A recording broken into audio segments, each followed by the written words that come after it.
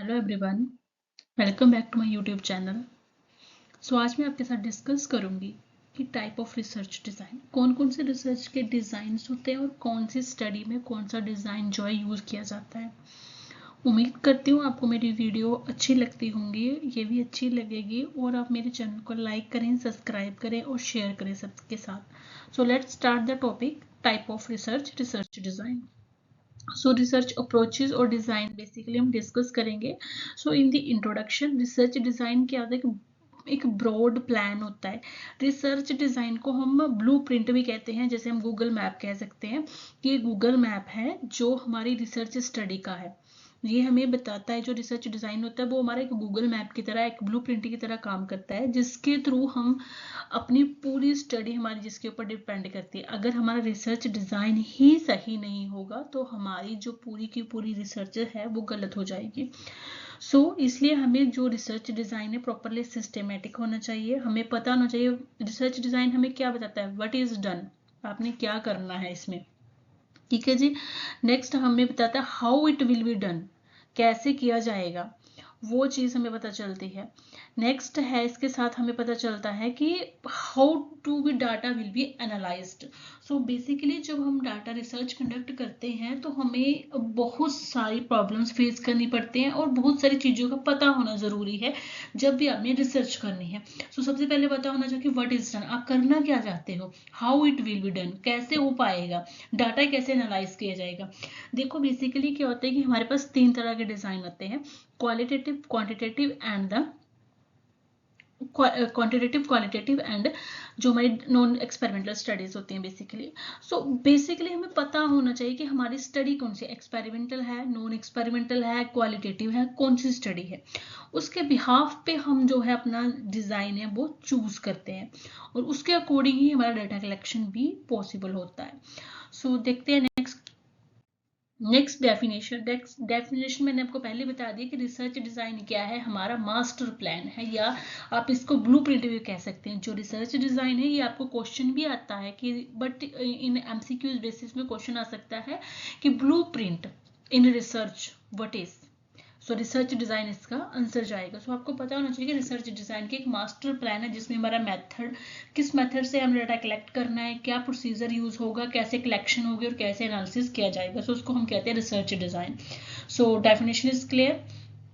Next, इन definition में देखिए आप कि जो हमारे it is defined as a blueprint. ये क्या काम करती है, एज ए ब्लू प्रिंट काम करती है।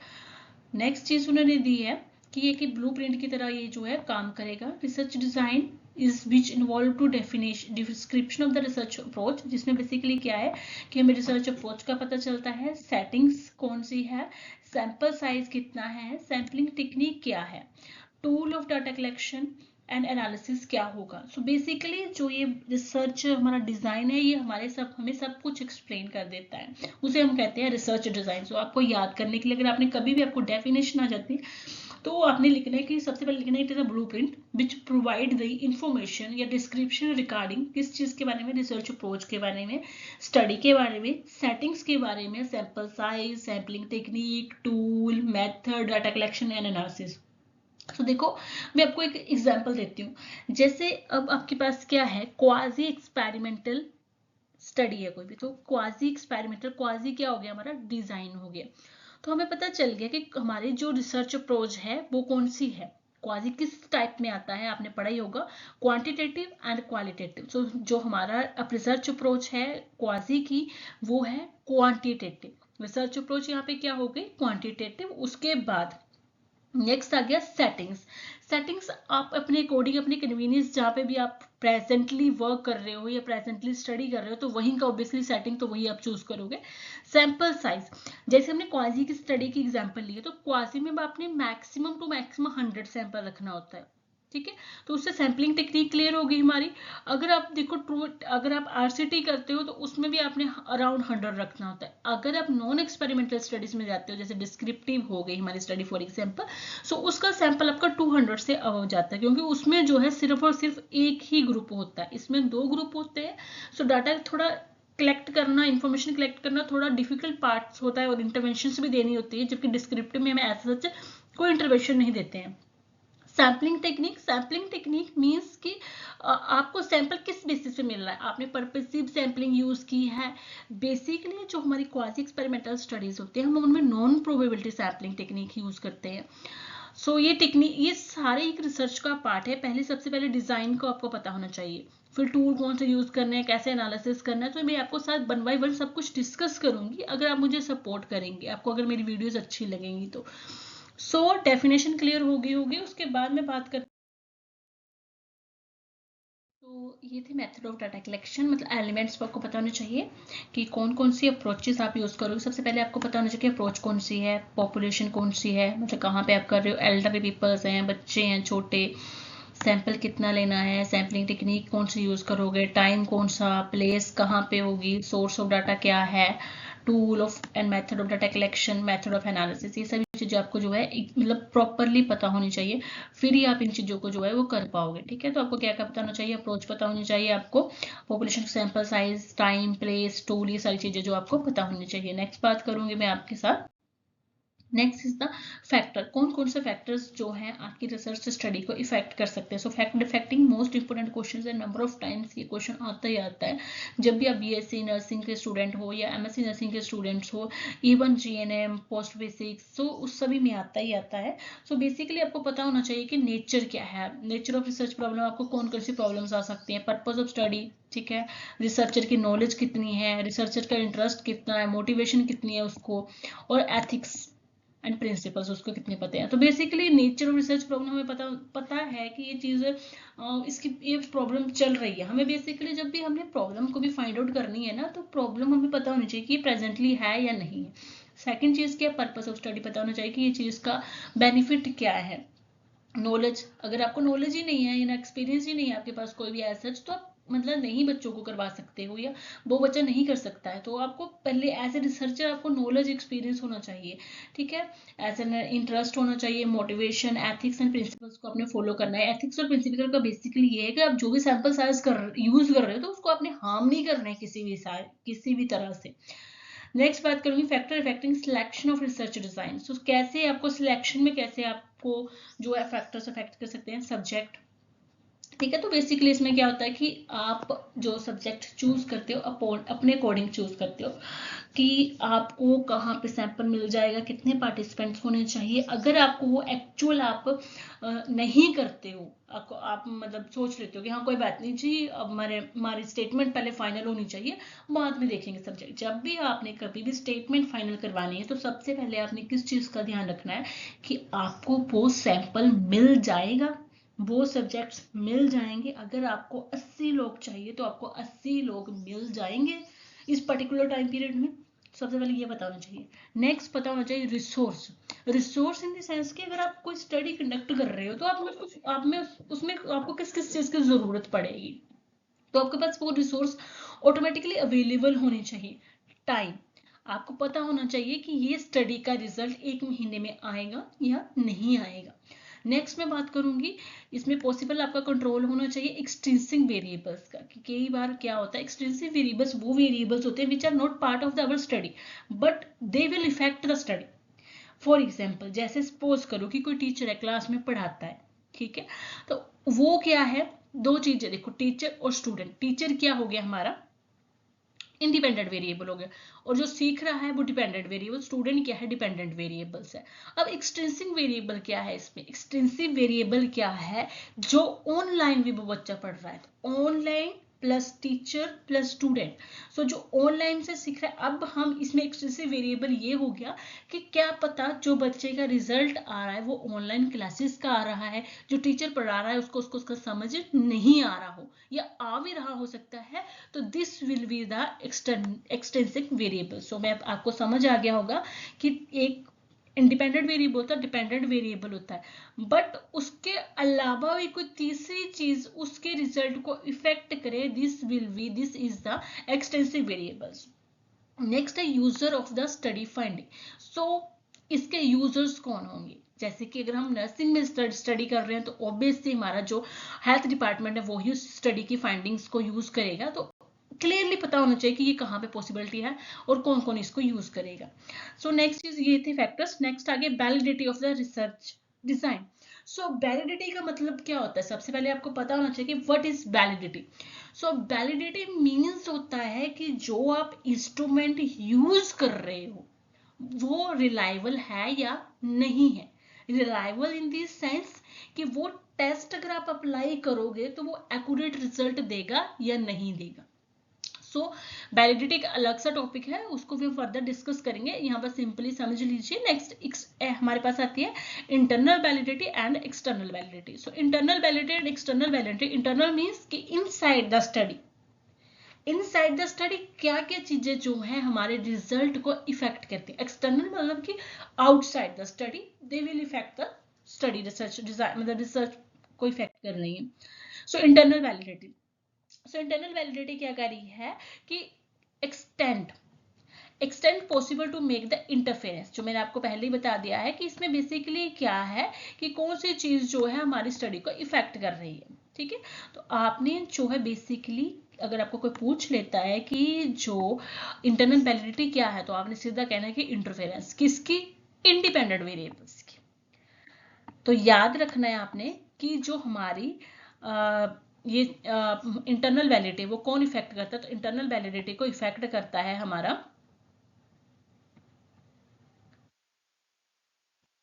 तो इंटरनल वैलिडिटी को कौन इफेक्ट कर रहा है, इंटरनल वैलिडिटी को मेक इंटरफेरेंस। तो बेसिकली जो इंटरनल वैलिडिटी किस, अगर इंटरमिनेटली इफेक्ट हो रही है तो किसकी वजह से इफेक्ट हो रही है, वो इफेक्ट हो रही है इंडिपेंडेंट वेरिएबल्स की।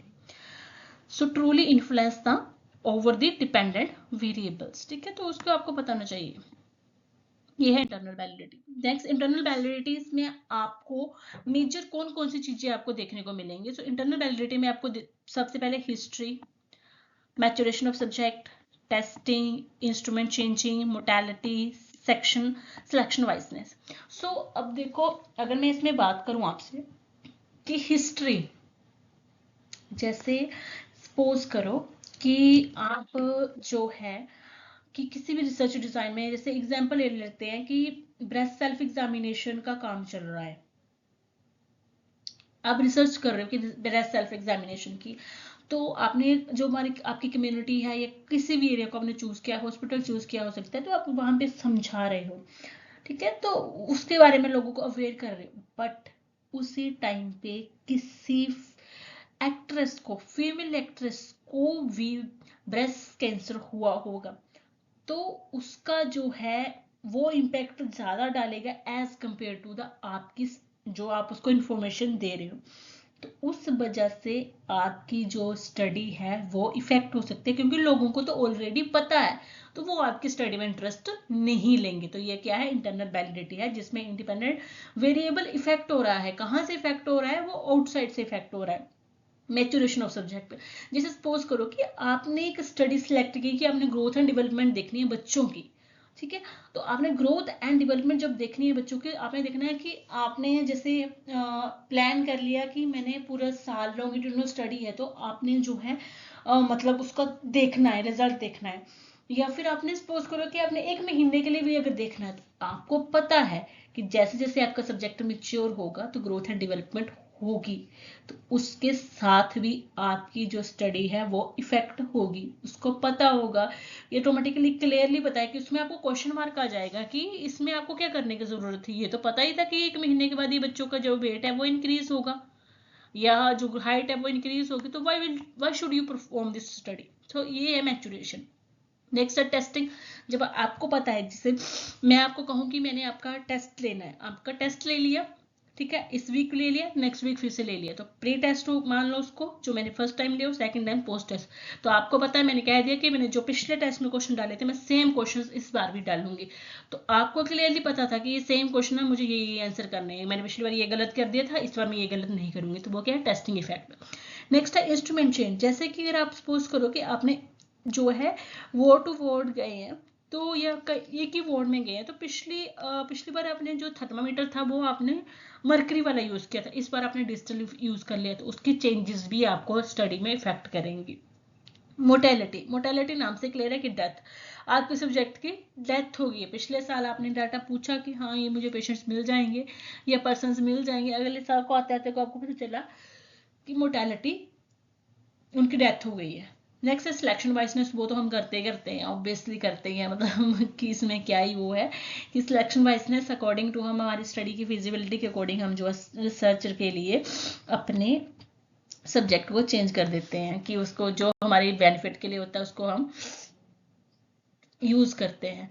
सो बेसिकली हमने ऐसा नहीं करना चाहिए, हमें पता है, बट रिसर्च को कंप्लीट करने के लिए हमें करना पड़ता है। एज ए स्टूडेंट हम मोस्ट ऑफ द टाइम करते ही करते हैं। Next external validity, so basically जो रिजल्ट है वो जनरलाइज कितनी लार्ज पॉपुलेशन में होगा। So factor affecting the external validity, कौन कौन से फैक्टर्स हैं जो हमारी एक्सटर्नल वैलिडिटी को इफेक्ट करेंगे। सो बेसिक मेन चीज क्या है कि इसमें जो है आपको पता होना चाहिए सबसे पहले हाउथोरन इफेक्ट। हाउथोरन इफेक्ट बेसिक मेन क्या कहता है कि इसमें जो हमारे पार्टिसिपेंट्स होते हैं ना उसको ऑलरेडी पता होता है कि मैं ऐसे ऑब्जर्व हो रहा हूँ। जैसे हम टेस्ट देते हैं, क्लास में पेपर देते हैं, तो हमें पता है कि हमारे ऊपर ऑब्जर्वर है, तो हम उसके अकॉर्डिंग बिहेव करते हैं। इंस्टेड कि जब हमें पता होता है कि क्लास में टीचर टेस्ट दे के चला गया है, तो हमारा जो रिजल्ट है या जो हमारे मैनरिज्म है वो चेंज हो जाता है। वो क्या है, हॉर्थोन इफेक्ट, कि जैसे हमें पता है कि हम ऑब्जर्व हो रहे हैं तो हम जो रिएक्ट करते हैं, एक्ट करते हैं, वो क्या है, हॉर्थोन इफेक्ट है। नेक्स्ट है ये experimental effect. Experimental effect basically क्या है इसमें कि जैसे हमें पता है कि कोई भी आया पर्सन आया है ना, तो अगर टीचर ही सपोज करो कि हमें कोई पर्सन ऑब्जर्व कर रहा है, तो उसके बिहाफ पे हम पता कर लेते हैं कि ये जो बंदा है, ये पर्सन जो है बेसिकली टीचर है या फिर अदर फैकल्टी हो सकता है। तो मेनली जो है एक्सपेरिमेंट के हिसाब से यही चीज बताई जाती है कि एक्सपेरिमेंटल क्या कहता है। एक्सपेरिमेंटल इफेक्ट वो इफेक्ट होता है जिससे हम किसके कपड़ों से, उसकी एज से हम पता कर सकते हैं कि ये पर्सन कौन है, तो उसे हम कहते हैं एक्सपेरिमेंटल इफेक्ट। नेक्स्ट हमारे पास आ गया प्री अफेक्टिंग प्री टेस्ट। सो वो मैंने आपको बता ही दिया है कि प्री एक्टिंग प्री टेस्ट, उसमें हमें पता है कि हम पहले ही इस टेस्ट को दे चुके हैं, तो हम उसके हिसाब से ही अब सेम क्वेश्चन आए तो हमें पता है कि क्या सही है और क्या गलत है। नेक्स्ट आ गया हमारे पास नोवेलिटी। सो नोवेलिटी मीन्स कि इसमें जो है ट्रीटमेंट न्यू है। न्यू मतलब कि देखो इसमें बेसिक मेन क्या है, नोवेलिटी में क्या होता है कि जो ट्रीटमेंट इज न्यू, जो ट्रीटमेंट है वो न्यू है रिसर्चर के लिए और सब्जेक्ट के लिए, तो उसके साथ क्या होगा कि हमारा जो इफेक्ट है वो चेंज हो जाएगा। तो नोवेलिटी में बेसिकली क्या है कि जैसे सपोज करो कि कोई पेशेंट है आपके पास और वो कह रहा है कि मैंने ये मेडिसिन पैरासीटामोल गोली खाई है, इसके साथ मुझे कोई इफेक्ट नहीं आ रहा है, इसके साथ मेरा फीवर नहीं ठीक हो रहा है। तो नोवेलिटी के टाइम पे क्या होगा कि आप क्या करोगे कि आपने क्या किया, आपने कलर चेंज वाली कोई और मतलब जो है स्ट्रिप्स जो है यूज की और उसको दे दी। जैसे पहले ब्लू, वो कह रहा था कि मैंने ये ब्लू कलर वाली खाई है, तो आपने क्या किया इस टाइम पे, आपने ऑरेंज कलर की पत्ते में से गोली निकाल के दे दी। तो उसमें क्या हुआ कि अकॉर्डिंग टू पेशेंट न्यू चीज थी और उसने कहा कि इफेक्ट आ गया, वो क्या है, नोवेलिटी। नेक्स्ट है पीपल। सो पीपल बेसिकली क्या है कि कई पर्सन्स होते हैं, जैसे हम अगर बात करें ब्लैक और वाइट पीपल्स के बारे में, तो जो हमारे वाइट पीपल्स होते हैं बेसिकली उनमें जो क्या चीज़ का इफेक्ट ज़्यादा आता है। सो ब्लैक पीपल्स जो बेसिकली मोस्टली जो कम प्रोन माने जाते हैं सीएडी के लिए, जो वाइट पीपल होते हैं उनमें ज़्यादा सीएडी देखने को मिलते हैं एज कम्पेयर टू द जो हमारे ब्लैक पीपल्स हैं। तो उसको हम कहते हैं एक्सटर्नल वैलिडिटी का थ्रेट रहता है कि अगर आप ब्लैक पीपल्स ले लोगे तो उसमें आपको कम रिजल्ट देखने को मिलेगा सीएडी का फॉर एग्जांपल, और अगर वाइट पीपल्स होंगे आपकी स्टडी में तो वो क्या है, आपको ज़्यादा रिजल्ट देंगे। Next one is a place. So place में बेसिकली अगर मैं बात करूँ तो इसमें बेसिक हम बात करते हैं हीमोग्लोबिन लेवल की, कि जब आप कहीं पे भी हिली एरियाज में जाओगे तो वहाँ पे जो है जो लेवल ऑफ ऑक्सीजन है आपको ज़्यादा रिक्वायर्ड होगा as compare to plain area. ये कोई जस्टिफिकेशन नहीं है इस चीज़ की, बट एज जस्ट समझने के लिए मैं आपको बता रही हूँ कि उसमें हम कंपैरिजन करते हैं किसी भी एरिया का one area to another area. कि उसमें क्या इफेक्ट है। नेक्स्ट आ गया टाइम। सो टाइम को आपको सबको पता है कि अगर आप 1990 की बात करोगे 2000 में, तो वो तो इफेक्ट होगा ही होगा। 1990 में रिजल्ट कुछ हो रहा होगा, और 1900 जो हमारा 80 है उसमें रिजल्ट और रहा होगा, और 2000 में कोई रिजल्ट और ही आएगा। तो ये चीज़ें हमें पता होनी चाहिए। सो हमें जो हमारी एक्सटर्नल वैलिडिटी है बेसिक, उसमें क्या है कि हॉथोरन इफेक्ट, सबसे पहले कि ऑब्जर्वेशन की जा रही है पर्सन की, उसको पता है कि मैं ऑब्जर्व हो रहा हूँ, ठीक है। उसके बाद वो नेक्स्ट चीज हमारे पास है एक्सपेरिमेंटल इफेक्ट। तो एक्सपेरिमेंटल इफेक्ट में बेसिक मेन चीज क्या है कि जैसे हमें टीचर आया तो उसके कपड़ों से पता चल जाता है कि भाई ये टीचर है, और हम शांति से बैठ जाते हैं, तो वो क्या है हमारा एक्सपेरिमेंटल। नेक्स्ट हमारा प्री टेस्ट, तो पता है ऑलरेडी टेस्ट हो चुका है, फिर से सेम क्वेश्चन का टेस्ट है, तो वो रिजल्ट तो चेंज आएगा। नोवेलिटी मतलब कि आपने पेशेंट की डिमांड के अकॉर्डिंग चीज का कलर चेंज कर दिया, और रिजल्ट क्या आएगा वो सेम ही आएगा, हमें पता है। पीपल, तो पेपर मैंने आपको एग्जांपल एक दे दिया कि व्हाइट पीपल्स और black peoples. Place, hilly area और प्लेन एरिया। टाइम, सो आपका वो वेरी करेगा। So these are the factors affecting. Factor affecting basically दो तरह से होते हैं, वैलिडिटी के ऊपर बेसिस करते हैं, इंटरनल और एक्सटर्नल। इंटरनल मतलब कि इंडिपेंडेंट वेरिएबल के ऊपर इफेक्ट आ रहा है, और एक्सटर्नल मतलब कि आपकी जनरलाइजेशन के ऊपर इफेक्ट आ रहा है, कि आप उस चीज को कहाँ पे जनरलाइज कर पाओगे। आपकी होल पॉपुलेशन पे जो बेसिकली रिसर्च है वो आपकी जनरलाइज पूरी पॉपुलेशन के ऊपर होनी चाहिए। आपने ऐसी रिसर्च स्टडीज चूज करने की, आप जिस एरिया में कर रहे हो, कहीं पे भी कर रहे हो, तो वो उस पॉपुलेशन को, पूरी की पूरी पॉपुलेशन को कवर करे। नेक्स्ट बात करूंगी type of research. So type of research basically जो है टाइप अकॉर्डिंग टू पर्पस होती है सबसे पहले। सो ये डिफरेंट डिफरेंट टाइप्स की आप डिफरेंट डिफरेंट बुक्स में पढ़ोगे। सो अगर आप एस के शर्मा से पढ़ रहे हो, तो उसमें बेसिक आपको जो है बेसिक अप्रोचेस के ऊपर, अप्लाइड अप्रोच, बेसिक अप्रोच और जनरल अप्रोच के ऊपर बेसिकली ज़्यादातर आपको देखने को मिलेंगे। तो चलो डिस्कस करते हैं type of research according to the purpose. According to purpose applied और द थ्योरेटिकल होती है। According to depth exploratory, descriptive and explanatory होती है।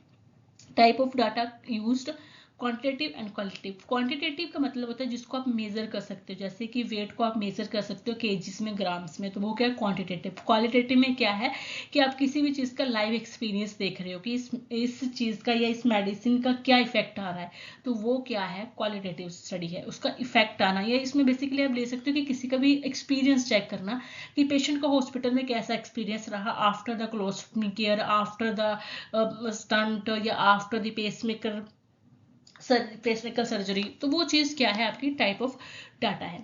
नेक्स्ट आ गया source of information. So source of information में प्राइमरी और सेकेंडरी। प्राइमरी सोर्स वो सोर्स होता है जिसने एक्चुअल में उस चीज को एक्सपीरियंस किया होता है। फॉर एग्जांपल जैसे कि कोई रिटायर्ड पर्सन का आप एक्सपीरियंस चेक कर रहे हो, ठीक है, तो ये उनका क्या रिस्पॉन्स है आफ्टर रिटायरमेंट, तो वो क्या है जे अगर वो डाटा आप जो रिटायर्ड पर्सन है उससे कलेक्ट करोगे, तो वो क्या होगा प्राइमरी। और सेम सेकेंडरी में क्या होगा कि आप जो है रिसर्च का डाटा कलेक्ट कर रहे हो कि रिटायर्ड पर्सन का क्या एक्सपीरियंस है, फ्रॉम द फैमिली से आपका डाटा मिल रहा है, तो वो क्या है सेकेंडरी डाटा है।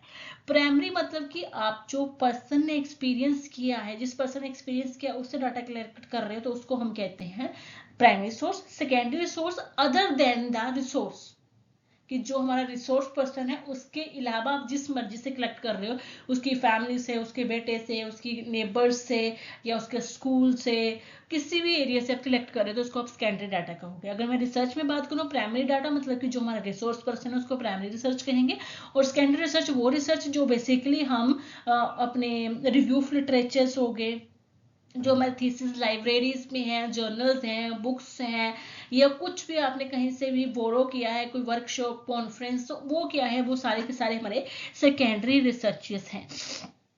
Next according to time, cross sectional studies and the longitudinal studies. So आपको पता होना चाहिए क्रॉस सेक्शनल स्टडीज कौन सी होती हैं और लॉन्गिट्यूडनल स्टडीज कौन सी होती हैं।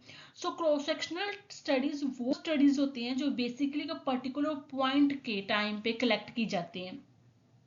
जैसे बेसिक आपने इसमें एग्जांपल हम दे सकते हैं कि जैसे cross awareness of the swine flu या अवेयरनेस ऑफ द कोरोना, तो वो क्या है, एक पर्टिकुलर टाइम होगा ना कि जिस टाइम पे वो चीज प्रेजेंट होगी, उस टाइम पे जो चीज की स्टडी की जाएगी उसको क्रॉस सेक्शनल स्टडीज हम कहते हैं, कि जो डाटा है कलेक्ट इन पर्टिकुलर इवेंट।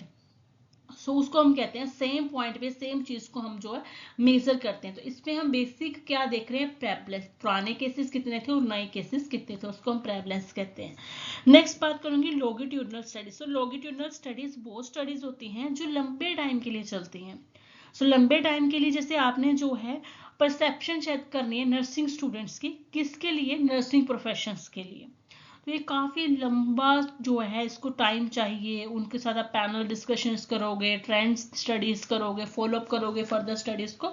सो अगर मैं बात करूँ सिंपली कि आपने जो है लॉन्गिट्यूडिनल स्टडी को आपको कंडक्ट करने के लिए कि लॉन्गिट्यूडिनल स्टडीज में आपने नर्सिंग स्टूडेंट्स का एक्सपीरियंस चेक करना है, तो आपने फर्स्ट ईयर में वो सैंपल ले लिया और फोर्थ ईयर तक आपको उन्हीं बच्चों को ऑब्जर्व करना है, उनसे डेली हर टाइम पे उनको जैसे एक पर्टिकुलर टाइम पे डाटा कलेक्ट करना है कि इस ईयर आपका कैसा एक्सपीरियंस रहा, सेकेंड ईयर में आपका कैसा एक्सपीरियंस रहा, मतलब एंड ऑफ सेकेंड ईयर। फिर थर्ड ईयर के एंड में पूछोगे कि आपका थर्ड ईयर का कैसा एक्सपीरियंस था, और फोर्थ ईयर के एंड में पूछोगे कि फोर्थ ईयर का रिजल्ट कैसा था। उसके बेसिस पे आप एक कंक्लूजन निकालोगे कि how students feel in nursing profession, yeah, what are the obstacles in the nursing profession throughout the year facing by the students. So these are the longitudinal studies. Longitudinal studies मतलब कि लंबे time के लिए study चलेगी। Cross sectional studies की वो चीज particular time पे हुई है उसके ऊपर स्टडी करना है, इसे cross sectional studies. Next type of the studies inductive research and deductive research. Inductive means कि आप इसमें चीजें जो है ऐड होएंगी तो उससे आपके रिजल्ट पे इफेक्ट आएगा। डिडक्टिव मतलब कि आपका सैंपल छोटा हो गया, आप सैंपल चला गया, सो वो सारी चीजें वो वेरी करेंगी। नेक्स्ट बात करूंगी डिग्री। डिग्री में degree of manipulation of the variables, quasi, non experimental and the experimental studies. So ये सारी चीजें क्या है, टाइप ऑफ रिसर्च है।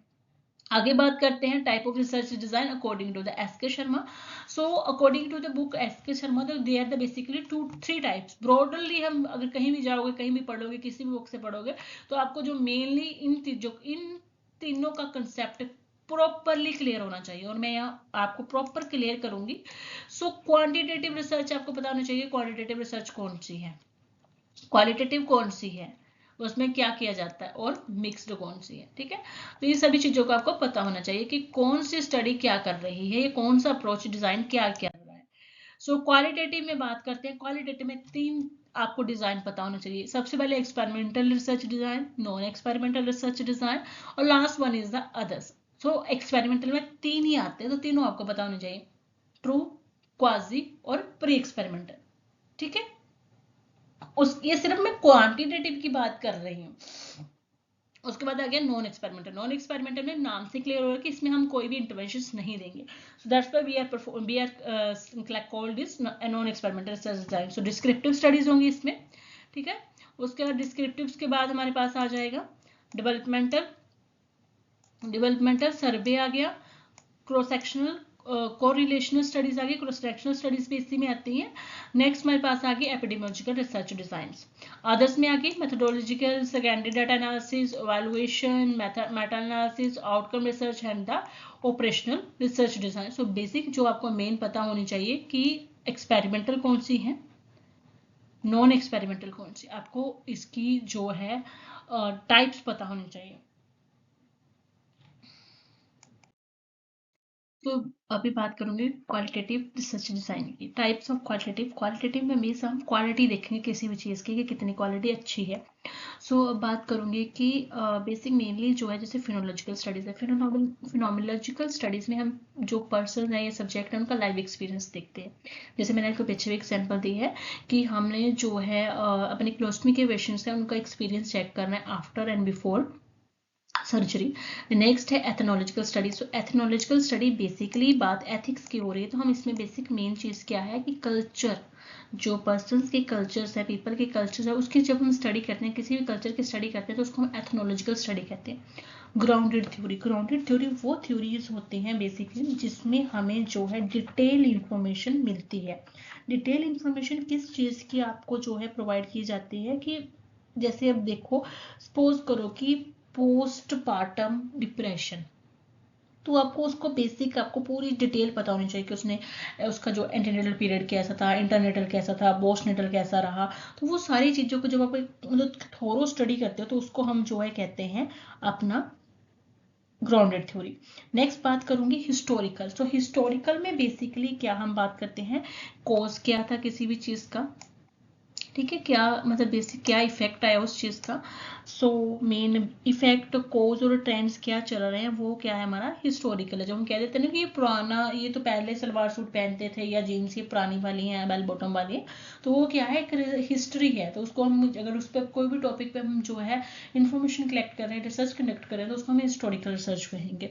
नेक्स्ट है एक्शन रिसर्च। एक्शन रिसर्च आपको पता ही है कि वो रिसर्चेज बेसिकली जो हम अप्लाई कर सके अपने नर्सिंग प्रोफेशन में। केस स्टडीज आपको सबको पता है कि हम एक पर्टिकुलर टॉपिक या पर्टिकुलर सब्जेक्ट या पर्टिकुलर पेशेंट्स के ऊपर जब स्टडी करते हैं तो उसको हम केस स्टडी कहते हैं।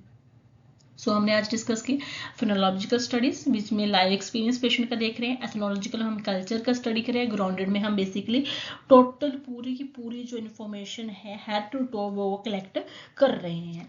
नेक्स्ट हम जो है अपना, मैंने बात की केस स्टडीज की। सो केस स्टडीज वे स्टडीज जो बेसिकली हम पेशेंट की पर्टिकुलर पेशेंट को लेके या पर्टिकुलर डिसीज को लेके जब हम स्टडीज करते हैं तो उसको हम केस स्टडीज कहते हैं। हिस्टोरिकल रिसर्च स्टडी कि बेसिकली जो पास्ट में एक्सपीरियंसेस किसी भी पर्सन ने किए हैं या कोई भी हिस्ट्री है तो उस चीज को हम जो पढ़ते हैं स्टडी करते हैं उसको हिस्टोरिकल कहते हैं। एक्शन रिसर्च वो researches which are needed to apply in the research studies. So these are the action research. जैसे सपोज करो कि रोल प्ले हम करते हैं, है ना, तो रोल प्ले पपेट शो है, जब भी हम किसी भी टॉपिक को समझाने के लिए यूज करते हैं तो वो हमारा क्या एक्शन है कि लोग जल्दी से जल्दी इस चीज को सीख लें। नेक्स्ट है क्वालिटेटिव रिसर्च डिजाइन। सो क्वालिटेटिव रिसर्च डिजाइन में एक्सपेरिमेंटल रिसर्च डिजाइन आता है। सो जब भी एक्सपेरिमेंटल रिसर्च डिजाइन की बात होगी तो कभी भी आप, जब भी आप रिसर्च में कोई भी चीज का स्टडी करोगे तो आपने मेन जो है किस चीज पे ध्यान रखना है। मेनली आपको 3 चीजों के बारे में पता होना चाहिए। 3 कौन कौन सी चीजें हैं, सबसे पहले आपको पता होना चाहिए कि जो हमारे पास 3 चीजें होती है, मैनिपुलेशन, रैंडमाइजेशन एंड कंट्रोल। सो जब हम क्वालिटेटिव स्टडीज करते हैं, experimental studies, non experimental studies, तो बेसिकली जब आप क्वालिटेटिव में एक्सपेरिमेंटल स्टडीज करने जा रहे हो तो आपको इन 3 चीजों का पता होना चाहिए। मैनिपुलेशन मीन्स कि जो इंडिपेंडेंट एंड डिपेंडेंट वेरिएबल्स है आप उनको मैनिपुलेट कर सकते हैं अकॉर्डिंग टू नीड। रैंडमाइजेशन कि आपने जो स्टडी का सैंपल लेना है उसको हमने रैंडमाइजेशन मतलब रैंडमाइज करके जो हम कलेक्ट करते हैं। और कंट्रोल, सो उसमें हम बेसिकली कंट्रोल ग्रुप रखना है कि नहीं रखना है, तो वो चीजें आपको पता होनी चाहिए। जब आप एक्सपेरिमेंटल स्टडीज में, अगर आप एक्सपेरिमेंटल स्टडीज में हो तो आपने किन किन चीजों का बेसिक मेन जो चीजें देखनी है, आपने कंट्रोल कंडीशंस देखनी है, इंडिपेंडेंट और डिपेंडेंट वेरिएबल्स देखने की इफेक्ट क्या है। एक्सपेरिमेंटल में बेसिकली हमने सबसे पहले हमारी कंट्रोल्ड कंडीशंस होनी चाहिए कि हमें पता होना चाहिए कि मैंने कहाँ पे ऑब्जर्वेशन करनी है। इफेक्ट ऑफ इंडिपेंडेंट वेरिएबल्स का डिपेंडेंट वेरिएबल पे, इंडिपेंडेंट वेरिएबल्स वो वेरिएबल्स जो डिसीज कोज कर रहे हैं और डिपेंडेंट वेरिएबल्स जो इफेक्ट हो रहे हैं, तो उसको हम कहेंगे इंडिपेंडेंट और डिपेंडेंट वेरिएबल। नेक्स्ट है use to test the hypothesis. Hypothesis बनाया जाता है, उसके बेसिस पे हम रिजल्ट को जो है डिक्लेयर करते हैं। तो 3 चीजें बतानी चाहिए, एम से मैनिपुलेशन, आर से रैंडमाइजेशन कि आपने सैंपल साइज किस बेसिस पे जो है कलेक्ट किया, कौन सी सैम्पलिंग टेक्निक आपने यूज की, तो उसको हम कहते हैं randomisation of the sample size. See for control कि आपके ग्रुप में कितने कंट्रोल और कितने एक्सपेरिमेंटल ग्रुप थे। मैनिपुलेशन जो है आपकी एक्सपेरिमेंटल स्टडी, जैसे आपकी आरसीटी कर रहे हो, आप ट्रू एक्सपेरिमेंटल कर रहे हो, मैनिपुलेशन उसमें भी होगी, क्वाजी कर रहे हो उसमें भी होगी, और प्री एक्सपेरिमेंटल कर रहे हो उसमें भी होगी। बट जब आप क्वाजी कर रहे हो तो आप इसमें से एक रख सकते हो, रैंडमाइजेशन या कंट्रोल में से एक रख सकते हो कि आपने रैंडम सैंपल नहीं ले, आपने रैंडम सैंपल नहीं लेना। मान लो रैंडम सैंपलिंग का मतलब होता है कि जो सैंपल आ गया ऑटोमेटिकली, एक मतलब हम सिस्टम्स यूज करते हैं कि जो सैंपल आ गया आपको उसको उसी में रखना है। रैंडमाइजेशन में आपको जो लगता है कि मेरी स्टडी के लिए बेनिफिशियल है, मेरे रिजल्ट में इफेक्ट देगा, गुड मेरी साइड में रिजल्ट देगा, तो उसको आप रैंडमाइजेशन कहते हैं। Randomization and non randomization. Next आ गया ट्रू एक्सपेरिमेंटल रिसर्च डिजाइन, जिसमें मैंने आपको बता ही दिया manipulation, control, negative control, clear control और पैसिव कंट्रोल होते हैं। मैनिपुलेशन की वो इफेक्ट कर रहे हैं और वेरिएबल्स इफेक्ट हो रही हैं। कंट्रोल में बेसिकली क्या होता है कि हमने कोशिश करनी होती है जब हम आरसीटी कंडक्ट करते हैं तो हमारे एक्सट्रिंसिक वेरिएबल्स का इफेक्ट ना हो। तो बेसिक जो हमारा कंट्रोल ग्रुप है उसमें क्या करते हैं कि नेगेटिव कंट्रोल, कि हम उसको कोई भी इंटरवेंशन नहीं देते हैं। क्लियर कंट्रोल भी होता है जिसमें हम पेशेंट को प्लेसिबो देते हैं। प्लेसिबो इन द सेंस कि अगर हम एक्सपेरिमेंटल को सपोज करो कि आप कोई किसी मेडिसिन का इफेक्ट देख रहे हो, तो नेगेटिव में क्या है कि आपके पास दो ग्रुप है, एक है एक्सपेरिमेंटल, एक कंट्रोल है। एक्सपेरिमेंटल में आप उस नई मेडिसिन को पेशेंट को दे रहे हो, और जो दूसरी साइड पेशेंट्स है आप उसको सिमिलर मेडिसिन दे रहे हो, तो वो क्या हमारा नेगेटिव कंट्रोल है। अब जो क्लियर कंट्रोल है उसमें क्या है कि क्लियर कंट्रोल में पेशेंट को, दोनों पेशेंट्स को पता है कि हम एज ए अंडर स्टडी है, तो उसमें क्या है कि जो हमारा कंट्रोल ग्रुप है वो भी हमें क्वेश्चन करने लग पड़ा कि आप उसको तो नई मेडिसिन दे रहे हो, उसको वो कह रहा है कि मुझे नई मेडिसिन लगनी शुरू हो गई और मुझे क्यों नहीं दे रहे हो। तो उस टाइम पे आप क्या करते हो कि आप जो अगर पेशेंट की इस क्वेश्चन को आंसर करने के लिए, इस क्वेश्चन से बचने के लिए आप प्लेसिबो देना स्टार्ट कर देते हो, उसको आप क्लियर कंट्रोल कहते हो। पॉजिटिव में बेसिकली क्या होता है, रिसीव अदर ट्रीटमेंट और एक्सपेरिमेंटल इंटरवेंशंस। सो आप इसमें बेसिकली क्या है कि अदर इंटरवेंशंस या अदर ट्रीटमेंट्स को यूज कर रहे हो।